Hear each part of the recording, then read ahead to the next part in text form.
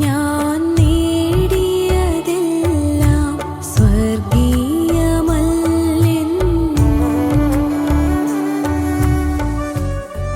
മത്തായി സുവിശേഷകൻ 12 ശിഷ്യന്മാരുടെയും പേര് അക്കമിട്ട് പറയുകയാണ്.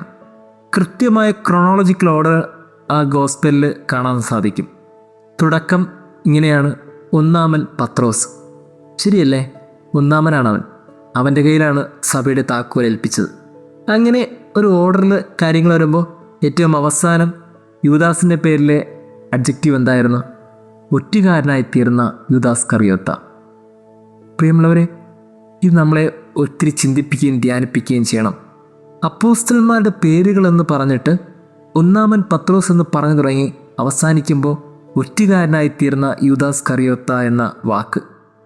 12 പേരും സെലക്ട് ചെയ്യപ്പെട്ടവരാണ്, ഒരുപോലെ സെലക്ട് ചെയ്യപ്പെട്ടവരാണ്, ഒരുപോലെ യേശുവിൻ്റെ വാക്കുകൾ കേട്ട് ഒരുപോലെ യേശുവിൻ്റെ സ്നേഹം അനുഭവിച്ചവരാണ്.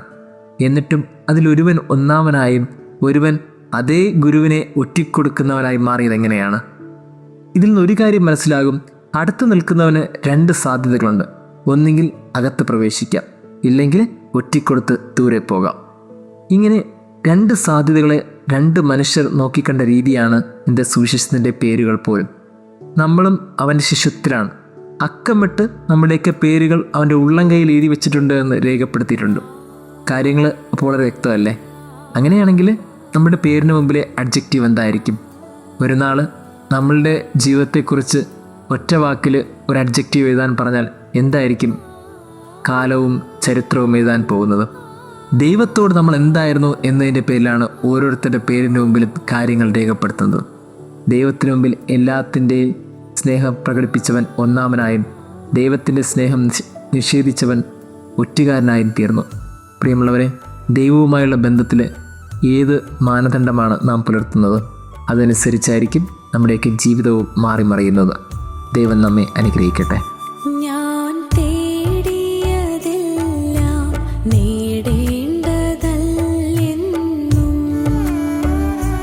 ഞാൻ നേടിയതെല്ലാം സ്വർഗീയമല്ലെന്നും. ഞാൻ ഓടിയതെല്ലാം വഴി നോക്കിയല്ലെന്നും.